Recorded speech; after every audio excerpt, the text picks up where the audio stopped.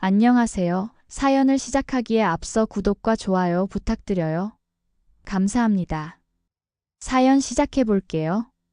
저는 남편과 결혼한 지 벌써 6년이 되었어요. 남편은 정말 자상하고 좋은 사람이에요. 성격도 온화하고 다정해서 제가 힘들 때마다 항상 위로해주고 도와주곤 했어요. 하지만 남편에게는 형이 있었어요. 그 형과 형수님은 남편과는 정말 다른 성격이었죠.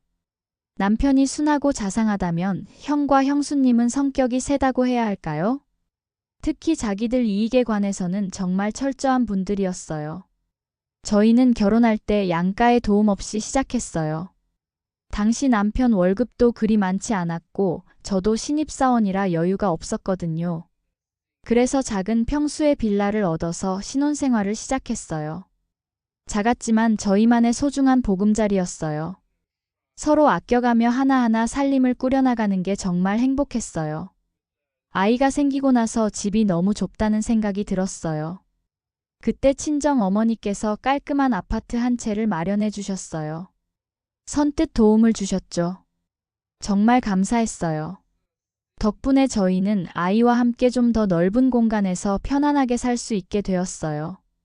시어머니는 저희에게 별로 관심이 없으셨어요. 정확히 말하면 오직 장남인 큰형님에게만 관심이 있으셨죠. 완전한 장남바라기셨어요. 명절이나 생일 때도 큰형님 집에만 가시고 저희는 그냥 안부 전화 한 통 정도만 주고받는 사이였어요. 솔직히 저는 그게 편했어요.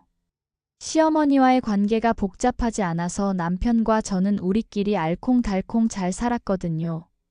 남편이 결혼 전에 시어머니께 해드린 일들이 참 많았어요. 군대 제대하고 첫 직장에서 받은 월급을 몇 년간 모아서 시어머니가 전셋집을 얻으실 때 보증금을 마련해 드렸는데 시어머니는 한 번도 고마워하지 않으셨어요. 심지어 그 집에 전세금을 올려줄 때에도 남편이 항상 해줬고 어머니께 들어가는 돈은 전부 남편의 주머니에서 나왔지만 어머니는 항상 당연하다는 듯이 받아들이시기만 했죠. 아이가 두 돌이 되던 해 갑자기 시어머니로부터 연락이 왔어요. 큰형님이 사업을 확장한다며 투자금이 필요하다는 거였어요. 그런데 그 금액이 상당했어요. 시어머니는 저희한테도 보태달라고 하시더라고요. 어머니, 죄송하지만 저희도 아이가 있고 상황이 빠듯해서 도와드리기 어려울 것 같아요. 남편이 조심스럽게 말씀드렸어요. 하지만 시어머니는 그 말이 매우 못마땅하셨나 봐요. 너넨 어떻게 매번 어렵디? 나중에 형한테 신세질 일 생기면 어쩔 거야? 그렇게 말씀하시고는 전화를 뚝 끊으셨어요. 남편은 한동안 우울해했어요. 하지만 저는 저희가 잘못한 게 없다고 생각했어요. 각자 사정이 있는 건데 무조건 도와달라고 하시는 게 이상했거든요. 몇 달 후 정말 충격적인 소식을 들었어요.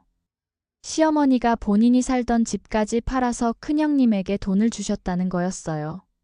그 집은 남편이 결혼 전에 시어머니께 사들인 집이었는데 아무런 상의도 없이 팔아버리신 거예요.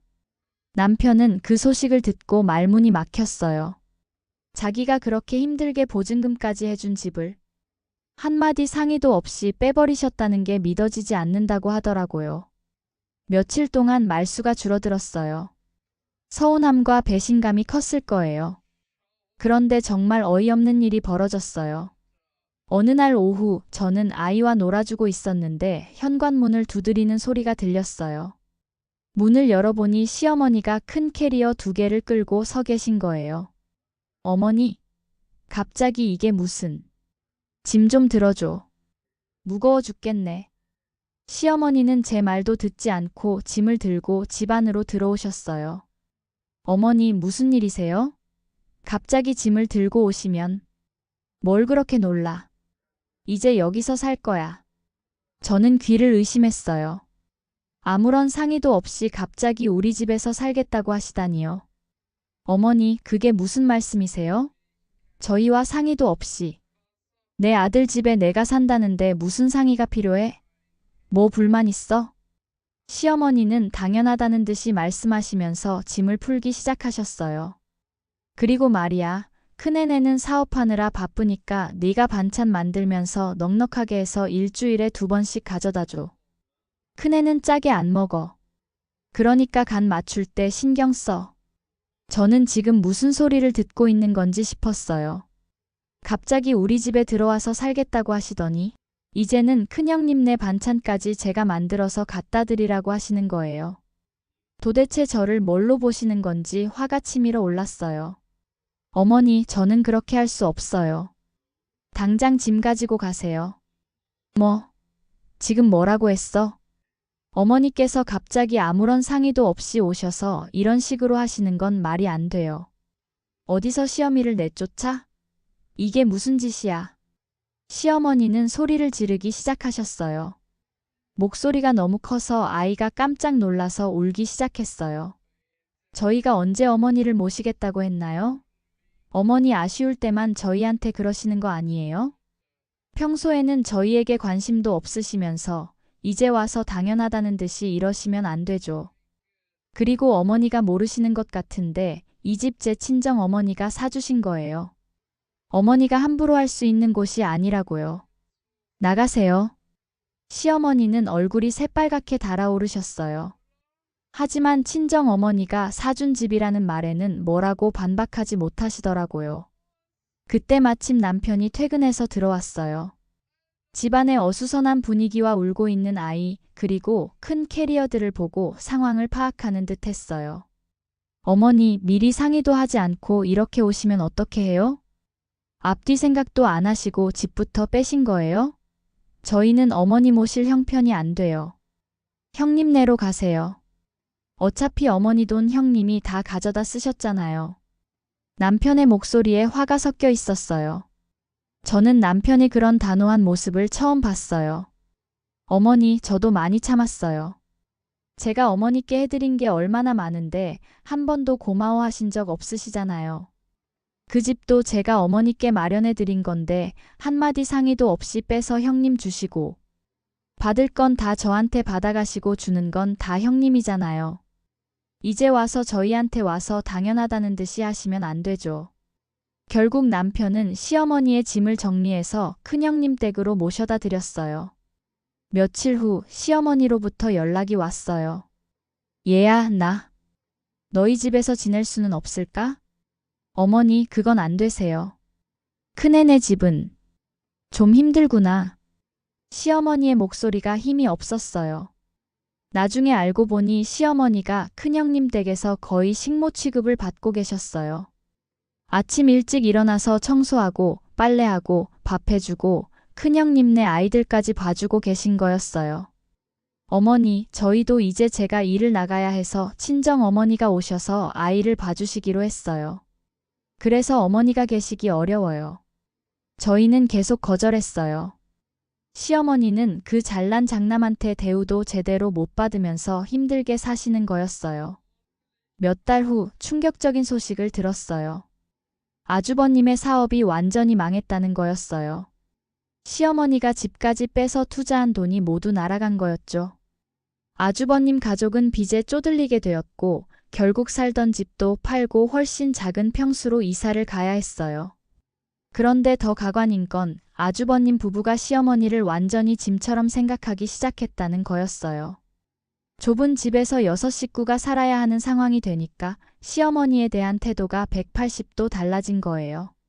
어머니가 요즘 정말 힘들어하고 계세요. 가끔 형님을 통해 들리는 소식이었어요.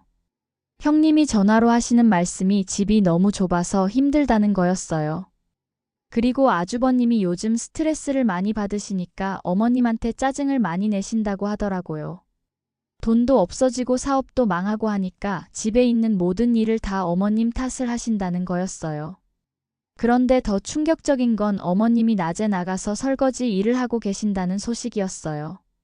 저는 정말 깜짝 놀랐어요. 그 연세에 설거지 일을 하신다니요.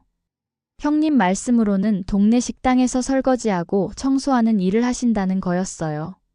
몇만 원이라도 벌어와서 밥값 하라고 아주버님이 뭐라고 하셨다더군요. 정말 기가 막혔어요. 시어머니가 그렇게 아끼던 큰아들이 이제는 연로한 어머니를 식당에 내보내서 일을 시키고 있다는 거였어요. 형님이 말하기로는 어머님이 매일 아침 6시에 나가서 저녁 8시에 들어오신다고 했어요. 아주버님이 어머님만 보면 집에서 놀면서 밥만 먹을 거냐고 하시니까 어머님도 눈치가 보이실 수밖에 없었겠죠. 그 얘기를 들으니까 시어머니가 얼마나 힘드실지 상상이 갔어요. 평생 큰아들만 아끼고 사랑하셨는데 정작 그 아들에게 이런 취급을 받고 계신다니요. 형님도 미안해하는 것 같았지만 아주버님이 워낙 강하게 나오시니까 어쩔 수 없다는 투였어요. 며칠 후 동네 마트에서 시어머니를 우연히 만났어요. 예전과는 완전히 다른 모습이셨어요. 많이 야위셨고 손도 거칠어져 있었어요. 설거지 일 때문이겠죠. 저를 보시고는 어색하게 인사하셨는데 예전에 당당했던 모습은 온데간데 없고 많이 초라해 보이셨어요. 요즘 어떻게 지내시는지 물어봤더니 그냥 살고 있다고 하시면서 목소리에 힘이 없으셨어요. 일하신다는 얘기를 들었다고 하니까 큰애가 힘드니까 본인이 조금이라도 도와야 한다고 하시더라고요. 그렇게 말씀하시면서도 표정이 어두웠어요. 큰아들을 위해서라고 하시지만 사실은 큰아들의 강요에 어쩔 수 없는 자신의 처지를 알고 계신 것 같았어요. 그래도 그 나이에 그런 일은 하지 마시라고 했더니 괜찮다고 할 수 있는 일이라도 해야 한다고 하시면서 빨리 장 보고 가야 한다며 서둘러 가셨어요. 뒷모습이 정말 쓸쓸해 보였어요. 집에 돌아와서 남편에게 그 얘기를 했어요. 어머님이 설거지 일을 하고 계신다는 소식을 전하니까 남편도 놀라더라고요. 아주버님이 나가서 일이라도 하라고 눈치를 주신다는 얘기를 하니까 남편이 잠시 생각에 잠겼어요. 형님도 참 그렇다고 어머니가 자기 때문에 집까지 빼서 도와주셨는데 그럴 수 있냐는 거였어요. 조금은 안쓰럽지 않냐고 물어봤더니 안쓰럽기는 하지만 어머니가 선택하신 거라고 그러게 왜 집까지 빼셨냐고 하면서 한숨이 쉬더라고요. 남편의 말이 맞았어요. 시어머니는 평생 아주버님만 편애하셨고 모든 걸 아주버님에게 주셨어요. 이제 그 결과를 받고 계시는 거였죠. 몇 달이 더 지나면서 시어머니의 상황은 더욱 안 좋아졌어요. 설거지 일이 생각보다 힘드셨나 봐요. 어느 날 형님이 전화를 해왔어요. 시어머니가 자꾸 저희 이야기를 한다는 거였어요.